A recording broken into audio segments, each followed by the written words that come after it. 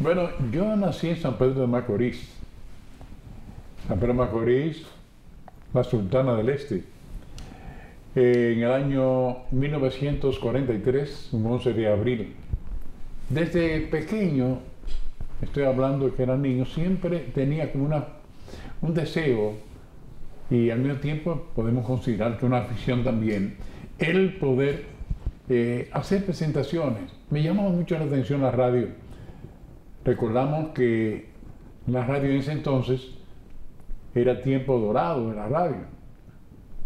No había televisión.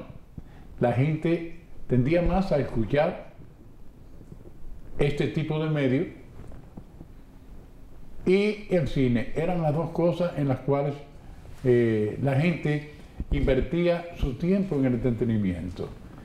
La radio en ese entonces era, como hoy, un verdadero entretenimiento. La radio no ha cambiado en nada, sencillamente los valores, naturalmente los talentos y todo eso, siempre se han mantenido, y lo que vemos ahora es ni siquiera una transformación, sino sencillamente una adecuación. Porque la radio, como se habla, que la de ayer, que la de hoy, todo en la vida tiene su diacronía y su sincronía. No podemos vivir en el pasado, aunque el pasado fue tan hermoso, pero tenemos que estar con el tiempo. Y la radio ha sabido, en ese contexto, el poder adecuarse al momento en que vivimos nosotros como humanidad. No es lo mismo la humanidad del año 50 a esta humanidad del siglo XXI. Ya tenemos hasta nombre, ya. Están los millennials, están los otros. Todo eso hay que adecuar la radio y la música, porque en toda la vida hay una sincronía, que es, que es lo actual, y una diacronía de lo que pasó. Ahora, ¿podría el presente sobrevivir si no está basamentado en el pasado? Imposible. Yo aprendí a leer muy temprano, porque en mi pueblo la gente, era ya una costumbre que la gente aprendiera temprano. Era un pueblo muy cosmopolita, como sabemos nosotros. Habían etnias de tantas, cocolos, árabes, españoles, de todas las islas de aquí, de Cuba, Curazao, etc. Y también del país. Hubo una gran migración del Cibao hacia esa parte oriental de la isla. Era el principal puerto en su momento, y también la gran productora de azúcar, que era el monocultivo del país. ¿Qué pasó? Nosotros, desde un principio se nos despertaba el mirar más allá del mar, o sea, más allá del horizonte. Entonces eso nos llevó a tener ya una conciencia de que el mundo era mucho más que San Pedro de Macorís. Era mucho más que la isla en que vivimos. Y nos motivó, y nos motivaba a todos los macorizanos a querer aprender más, tener más conocimiento.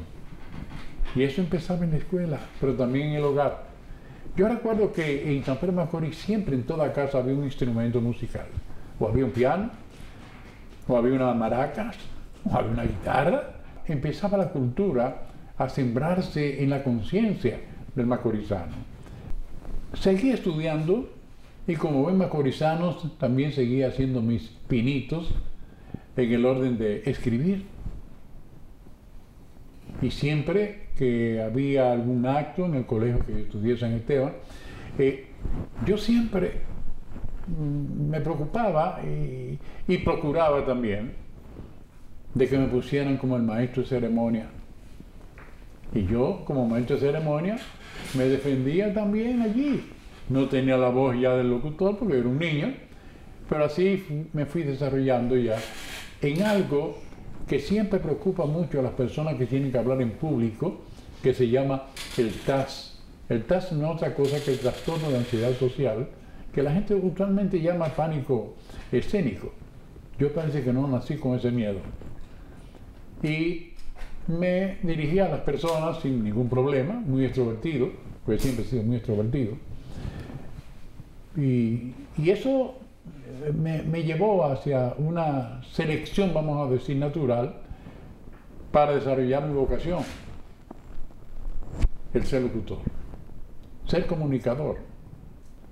Y noten esto, miren, a mí me ha tocado dar clases o enseñar a tantos locutores, como también a la escuela de periodismo, etc. Y sinceramente les voy a decir, el presente tiene muy buenos comunicadores, gente muy buena, con mucho material. Pero como ayer, también hoy hay cosas que no deberían ni siquiera estar en la radio, ni en la televisión, ni escribiendo, ni nada. Pero son cosas que tiene que haber, para poder distinguir lo bueno, tenemos que ver dónde transita lo malo. Yo seguí siempre con ese tesón de querer un día aprender y oía las grandes voces de la radio en ese entonces y de la televisión, que empieza en 1952, la iniciativa de Petán Trujillo, que aunque a pesar de todo, vamos a recordar a Petán Trujillo, no al Petán la parte negativa, no, esa parte negativa no, eso no lo vamos a hacer. Vamos a hablar de lo positivo. Supónganse ustedes que nosotros fuimos el tercer país en televisión. Después de México y Cuba fuimos nosotros. Oigan bien, así como fuimos la primera universidad del Nuevo Mundo. Y eso no se toma en cuenta muchas veces. De por qué tenemos que ser buenos profesionales, es por eso. Y en la radio fuimos de los primeros también, empezando con La Voz del Papagayo en La Romana, siguiendo con el señor Frank Hatton aquí en la capital. Incluso aquí en este edificio estaba la emisora del Estado antes de existir La Voz Dominicana. Aquí estaba la HIN. Esa emisora era la emisora del gobierno, o sea, por donde el gobierno transmitía, en el caso de Horacio Vázquez, que fue que la inauguró, se transmitía todo lo que era noticia del Estado. Esto es un edificio de historia, Esto es un edificio de historia, de mucha historia. Así, cuando llego aquí a la capital, que por razones más o menos no deseables tenemos que salir de San Pedro de Macorís, por razones familiares que tenían ya ciertos problemas con el régimen, llegamos aquí a la capital. Mi padre también, que tenía que estar de un sitio a otro por su trabajo, en el agro, en fin, que es esas cosas, tuvimos que llegar hasta Santiago. Yo recuerdo que en Santiago de los Caballeros, yo estudié allá en el Instituto Iberia. En ese entonces era una de las máximas, no sé todavía, pero era uno de los máximos centros máximos de educación, con don José Jiménez Miralles, alias don Pepe, que me hablaba siempre de su Valencia. Y un día cuando llegué a España, yo lo primero que dije, déjame ir a Valencia a conocer la Valencia de don Pepe. Y allí la conocí. Y conocí incluso familias de él, Jiménez Miralles, conocí unos Miralles allá, que eran familia de él también, porque él tuvo que salir de España producto de la revolución, de la Guerra Civil Española. Y don Pepe era un verdadero maestro, no era pedagogo, porque no era autodidacta, pero enseñó toda una generación. Y esos años que yo pasé me gustaron tanto, lo que me hacía ir, cuando salía del colegio, a La Voz de la Reelección, para ver los locutores allí, cuando estaban trabajando en sus programas diferentes. Y yo recuerdo que yo iba, y yo un muchachito todavía. Bueno, seguí, ya llegué aquí de nuevo, volvimos a la capital, entramos aquí en la liceo, en la escuela argentina que yo estudié, que era la intermedia. En ese tiempo era diferente ahora, la intermedia era ahí. Y yo era el maestro de ceremonia. En todos los actos yo era el maestro de ceremonia. Luego entonces que nos graduamos ya en el octavo, ya que uno sale ya para la normal Presidente Trujillo, que es el Liceo Juan Pablo Duarte, ahí entonces entramos. Y recuerdo al padre Vicente Rubio, persona muy grata y de grata recordación para mí y mi formación, el padre Vicente Rubio me decía, tú tienes talento, muchachito, tú debes ser locutor, tú debes ser abogado o algo así, porque tú tienes facilidad para poder hablar. Y lo primero es que tú no sientes miedo para hablar en el público, ante un público. Señores, eso me motivó a, cuando tenía 14 años, de llegar a La Voz Dominicana y presentarme en la escuela de locutores. Yo, un niño, que a la sazón el director de esa escuela era el laureado crítico de arte, don Pedro René Contín Aybar. Y me dijo, ¿qué tú quieres? Él hablaba como al estilo francés. Él no hablaba muy claro, me parece que tenía una dislexia o algo así en su niña. Y me preguntó, ¿y por qué tú quieres ser locutor? Digo, porque me gusta ser locutor. Quiero ser locutor. Pero me dijo, tú estás muy joven todavía. ¿Cuántos años tú tienes? Y yo, 14 años. Entonces me dijo, 14 años, pero tú sabes que para ser locutor se necesitan tener 18 años de edad. Y ustedes saben que en la época de Trujillo eran rígidas las cosas. Eran 18, no 18. Digo, sí, pero yo quiero ser locutor. Dice, vamos a hacer una prueba contigo. Me dicen a mí. Señores, y me dan una beca en La Voz Dominicana. Con 14 años. Ahora yo tengo un vozarrón ya también, ¿eh? Porque eso es lo bueno, yo tenía un vozarrón y sabía leer. Y cuando él me hacía el examen, había una prueba que había que hacerle, efectivamente yo leo y aquello se quedó maravillado conmigo. Ahí yo tenía otros familiares ya que eran locutores, como Torres Tejeda, y otras personas amigas que estaban ahí. Y recuerdo el que me grabó, que se llamó Pedro Piña, un hombre que yo recuerdo mucho, mucho, y me quiso mucho, y me cuidó mucho también, por el ambiente que vivíamos. Bueno, la situación es que ya yo estaba estudiando locución, me gradué de locutor, y ya a los 16 años, que eran 2 años, los estudié ya, ininterrumpidos. Había que ir de mañana y de tarde, y yo concomitantemente a eso hacía mis estudios secundarios, terminaba mis estudios secundarios. Señores, ahí le daban a uno una beca, 60 pesos mensuales, que era mucho cuarto en ese tiempo, para un niño. Ahí yo conocí joven también a Josefina, mi niño, que estaba en la escuela de baile, bailaba con su hermano José, que murió desgraciadamente muy jovencito, y otras grandes estrellas después posteriormente. Y al papá de José Antonio Molina, el maestro, yo lo recuerdo, él en su piano desde niño, porque éramos vecinos, vivíamos cerca, ahí en Villa Consuelo, en la calle Ciudad de Miami, que era que se llamaba La Tejada Florentina. Pero de ahí yo salí siendo locutor, y fui el primer locutor, o sea, la primera persona con apenas 16 para 17 años, más cerca de los 17 que los 16, que hablo por los micrófonos de La Voz Dominicana, que era una de las emisoras, no solamente en el país, la número 1, de América, señores. Esta emisora daba ya la vuelta al mundo, las ondas hercianas. Y tenía televisión también. Recuerdo que el primer programa de televisión, me escogieron como modelo, en un programa que había muy famoso, el fenecido Manolo Quirós, que después fue el director de Canal 9, Colorvisión. Él me ayudó mucho y recuerdo que él me dijo, ven, te necesito, ponte un saco y una corbata, vengo para acá. Bueno, entonces poner un saco y una corbata de mi papá. Pues yo no tenía saco y corbata. Entonces recuerdo que fuimos a ese programa que dirigía él, y después me ayudó mucho porque yo era su locutor también, o presentador de ciertos programas culturales, esas cosas. Eran no los grandes shows, pues yo vuelvo y repito, era un niño. Hasta que caigo, ya comenzó en los años, caigo ya entonces en otro tipo de programa de radio. Miren, para que ustedes sepan una cosa, uno tiene que estudiar arte dramático, y yo trabajé en radionovelas. Yo trabajé en radionovelas, hice personajes en radionovelas, y radionovelas muy famosas que hubo aquí, en el pasado. ¿Tú te acuerdas de Calimán?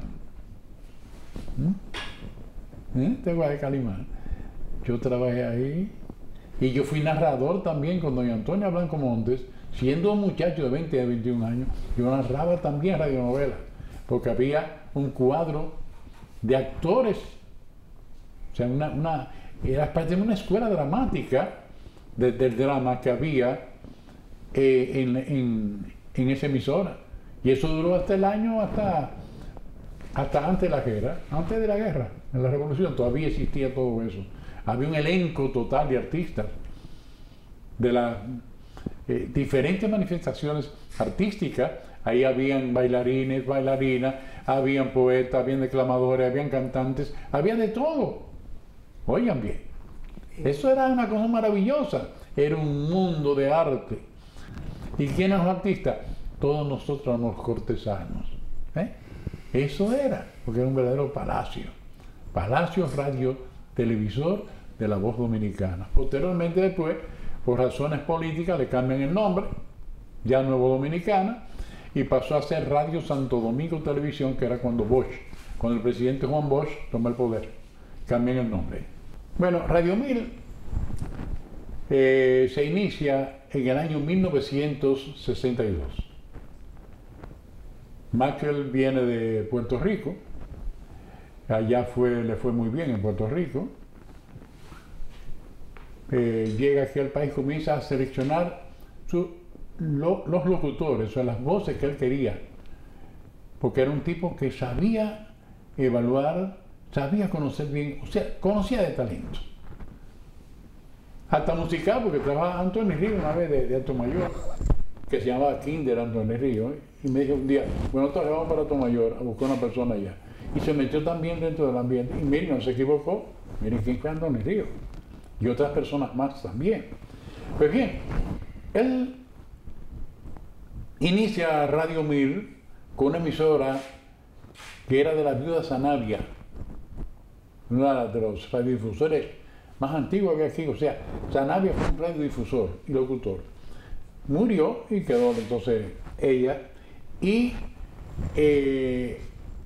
entra la frecuencia en arrendamiento porque eran muy pocas las emisoras. Radio 1000 viene a ser la primera emisora de lo que llamamos nueva, o sea, de las no tradicionales, y empezar Radio 1000, que fue, recuerdo aquella reunión, que vamos a hacer una emisora diferente, esto es de ustedes.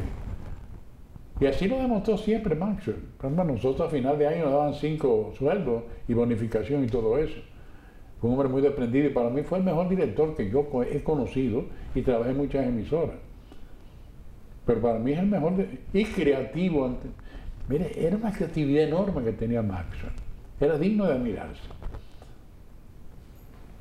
Entonces, entran ahí a trabajar Darío Aracena, Rafael Almonte, Negro Martínez, Astuo, que después se dedicó al jazz, que murió. Entró Jordi Cáceres y Castillo Jiménez, que era un niño. Y nosotros en el noticiario, yo hacía indistintamente música y noticias, pues empezamos primero con unos avances. Pero eso fue en la calle El Conde, esquina Espaillat, en la 4ª planta del edificio Yar, donde estaba la Curacao debajo. Ahí estaba una tienda de la Curacao. Ahí nosotros empezamos en un cuartito, tú ves, que tuvo que dividirse para la oficinita de Maxwell, y en una forma muy rústica, vamos a decir, muy artesanal, se hizo la consola. 2 platos, te recuerdan, en ese entonces no había control, sino el locutor tenía ese control también.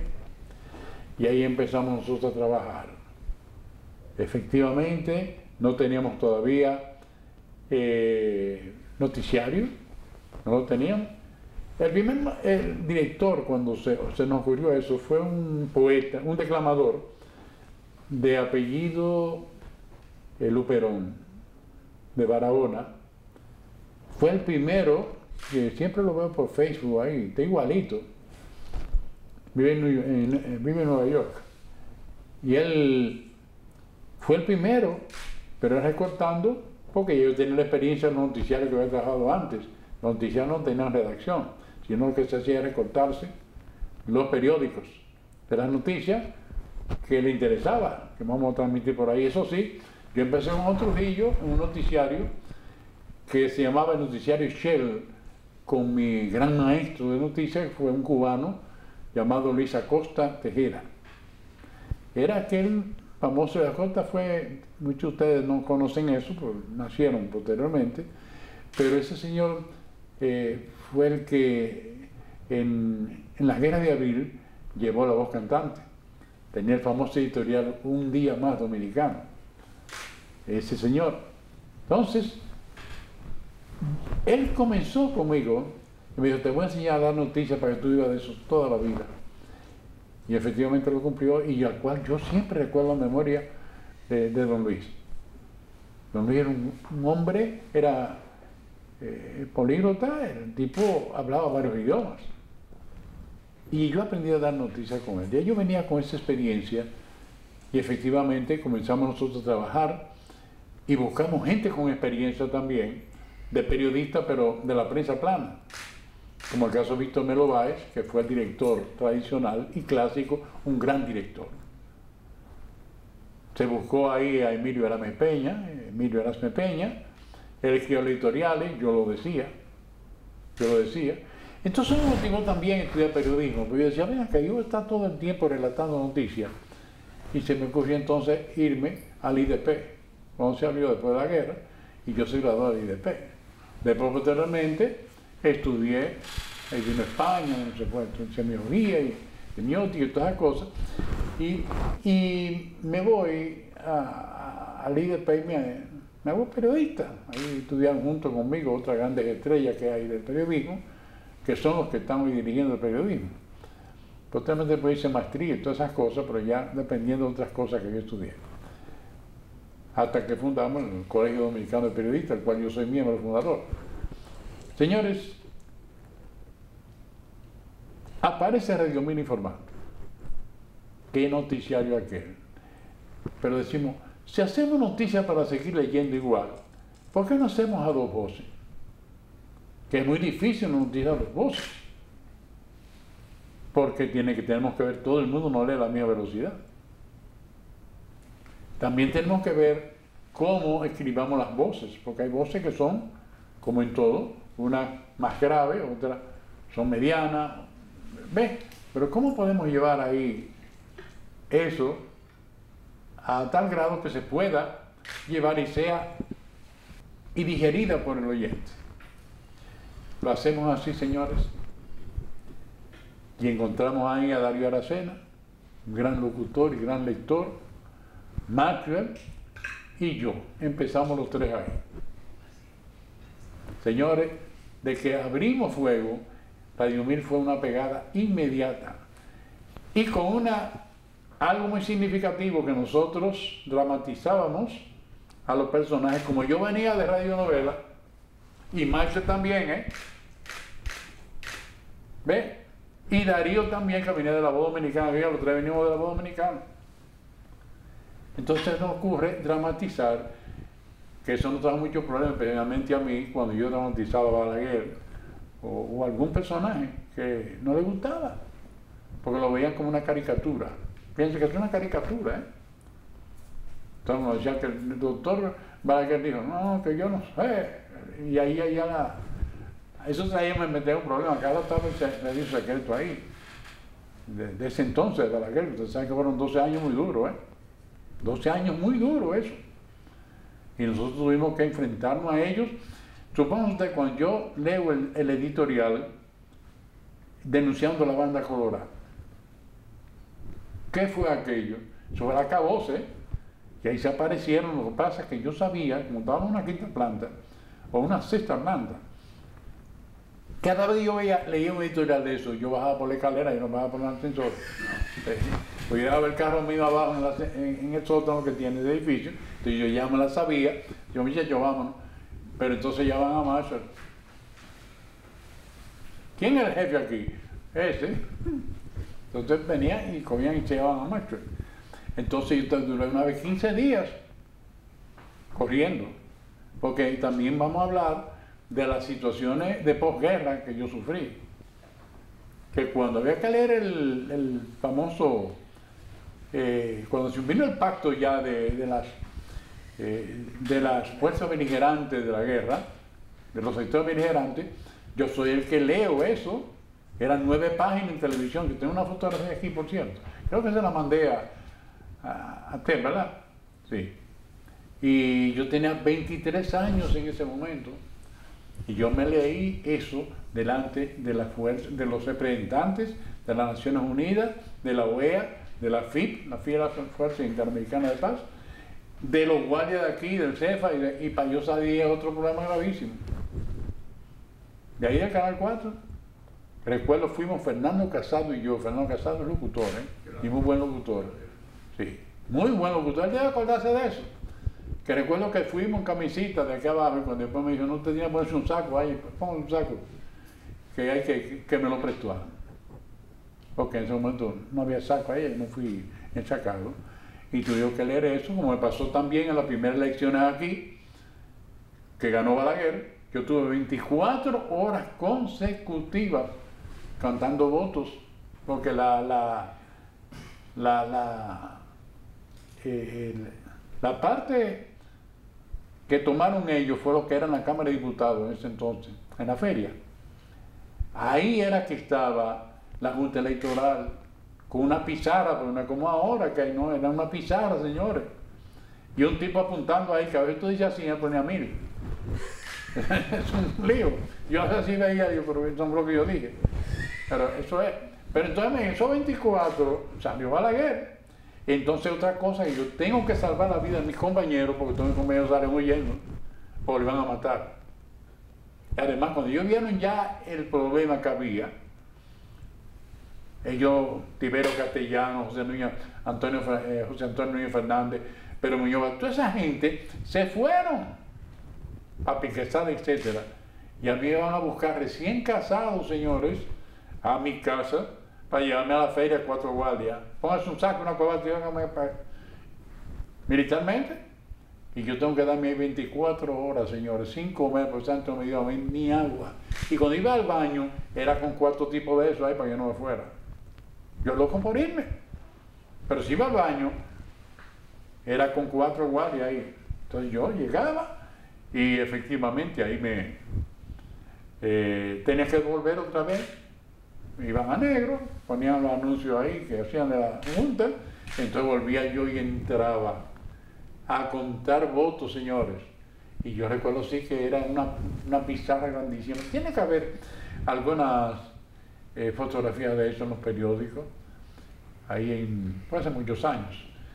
Y yo decía, por ejemplo, Villa Altagracia, 5.000, ponían 50. ¿Ves? Ganó Balaguer. El que salió vicepresidente de la sazón fue don Augusto Lora, y recuerdo que él fue medio joven, tenía 22 años, 23. ¿Usted qué usted quiere del nuevo gobierno? Y yo le dije, mi renuncia, porque yo podía renunciar, porque yo no era balaguerista. Yo no era balaguerista. Yo tengo una gran admiración por Juan Bosch, enorme. Toda la vida humana siempre fue accesible para uno. A él le gustaba mucho hablar con la juventud. Cuando termina ya las elecciones, que yo he cumplido mi papel, porque hay una cosa, como periodista también, como comunicador, como locutor, y más en el orden de las noticias, yo puedo estar a favor o en contra de alguien o ser contrario ideológicamente a alguien. De yo pensar una cosa, eso no tiene nada que ver con mi profesión. Yo nunca he confundido ni he mezclado mi profesión con lo que yo creo, lo que pienso y lo que soy como tal, como ente. Yo no soy ni parcial ni tampoco soy imparcial. Oigan bien, ni parcial, pero tampoco soy imparcial. Ahora, yo nada de eso lo mezclo con la verdad, que como periodista y como comunicador y como locutor, sí, yo toda la vida he tratado de comunicar al pueblo la verdad. Yo soy amigo de la verdad. Y eso es al margen de lo que yo pienso y de lo que yo soy. Esa es la realidad. ¿Qué pasa? Cuando andaban buscando los locutores que se fueron, dejaron o abandonaron el conteo de los votos, andaban buscando como locos. Si yo resuelvo el problema, al aparecer yo que soy de su grupo. Y eso parece que ellos lo vieron como una forma también, yo lo hice por una forma solidaria y quedarme ahí. Porque a la edad que yo tenía, fácilmente cualquiera se convierte en héroe o en mártir. Parece que yo vi con luz, pues siempre fui adelantado en ese sentido. Bueno, yo sé lo que eso venía porque muchos creyeron que yo me puse a favor de algo que no era a favor y estaba obligado ahí. O sea, como dice el chiste, por la buena cualquiera va, ¿verdad? Si es por la buena yo voy. Pero yo les salvé la vida a ellos y después me lo dijeron. Tuve la satisfacción de José Antonio y Fernández decirme, mi hijo, porque me llama mi hijo, era el más joven, debo darte las gracias. Nosotros, y se lo digo a los dos, le debemos la vida a él. Y para mí eso fue no un triunfo, sino fue como una prédica. ¿Ves? Y yo soy solidario siempre, he sido solidario. Y moriré siendo solidario con la gente. Yo fui que di la noticia cuando Camaño llegó a aquel país. Que eso también fue otro motivo de salir huyendo. Porque no fueron allá a buscar. Pues supone que es un secreto, ¿sabes? Pero dieron tírala, no te preocupes, ya llegó. Y cuando yo digo, estoy dando la noticia, y había un párrafo que me sale, pues fueron corrieron con el profesor Bosch a preguntarle. Y dice, nuestro periodista, nuestro reportero se acercó, se encontró, pues no sé, ¿cómo que decía ahora mismo? Dice, preguntando al profesor Juan Bosch, respondió, pero Franchi es loco. Se volvió loco, que fue la respuesta, pues dijo, no eran las condiciones, no eran las condiciones. Cuando venía a hablar de Balaguer, y el doctor Balaguer dijo, bueno, yo no creo que eso sea una parodia, es al contrario. Entonces, ya ahí venía otra vez el mismo caso. Dependiendo de las noticias que ellos interpretaran, porque muchas veces Balaguer oía ese noticiario que oía el presidente Balaguer. Y él había que ponérselo. Es como don Antonio Guzmán, y yo también lo he personificado. ¿Te acuerdan que él tenía problemas también de hablar por un accidente? Y él se reía muchísimo. Y así es que yo hablo. Sí, así que usted habla, presidente, así, eso es relajo de ellos.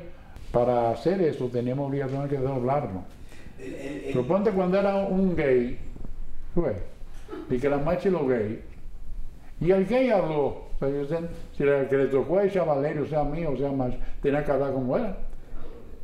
No somos muchas, pero tenemos que hacer lo mismo también. Porque es que se lleva eso como, no como una caricatura, sino como algo real. O sea, que la gente, darle la imagen de que nuestros reporteros estuvieron ahí. Tú sabes que noticia, el periodista es el último que se entera cuando llega al hecho. Pero tenemos que recoger obligatoriamente las opiniones. Y más en radio, porque en televisión, por lo menos tú tienes lo visual. Pero nosotros teníamos eso. Y cuando venían los discursos también de Balaguer, eso ahí venía también, compatriota, y por ahí comenzaba la cosa. Cuando don Juan decía algo, que era duro, pues acuérdate que la oposición era don Juan. Y eso mismo pasaba también. Tú tenías que personificar a la voz que se pareciera, ¿me estás entendiendo? No igual, porque eso lo hace Zavala. Pero yo estoy hablando que esto es lo que más se podría parecer, en este caso, al protagonista de la noticia, que era lo que usted explotaba. como pasaba también con cuando era un americano, tenemos que hablar como si no un francés igual por ahí. Si era un haitiano, tenemos que hablar como el haitiano dominicano, o sea, el español dominicano. Porque por eso me llevó a mí a ser reportero de la BOA, que la BOA era la voz de América, de Estados Unidos, porque ahora está hablando de mucha gente. Fíjate, yo como locutor comercial fui al top aquí, en su momento. Estoy hablando de unos 10 años. Yo fui locutor internacional de productos como la Colgate Palmolive.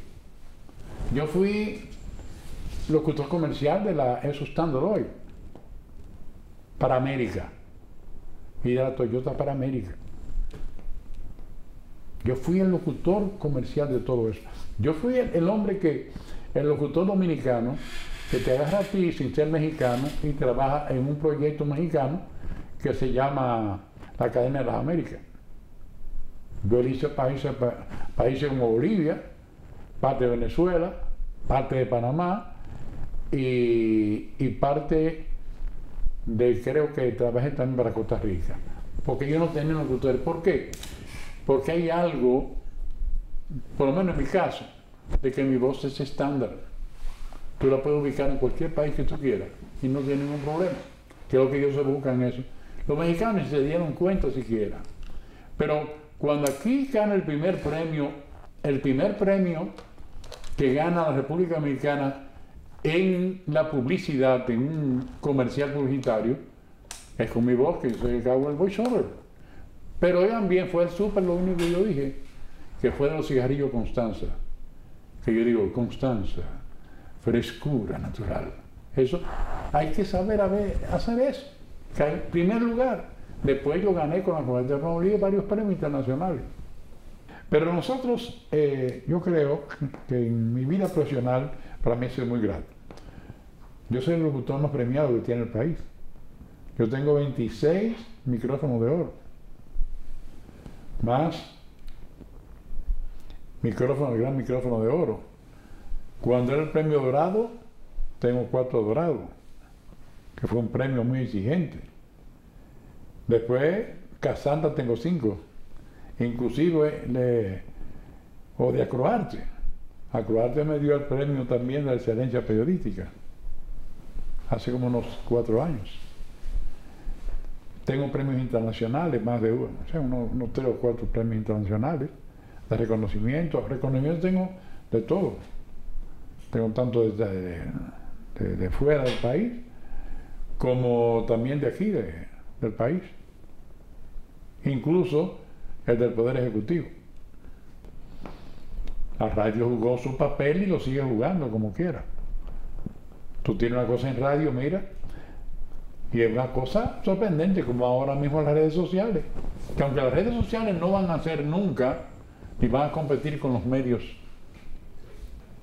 o lo más media, con los medios masivos, nunca va a pasar eso. Nunca va a pasar eso. ¿Por qué? Sencillamente que las redes sociales son como el rumor o como el chisme, que no tiene fuente identificable. Mientras tanto, ¿cuál es la diferencia? Que en los medios masivos son medios como tales, las fuentes son identificables.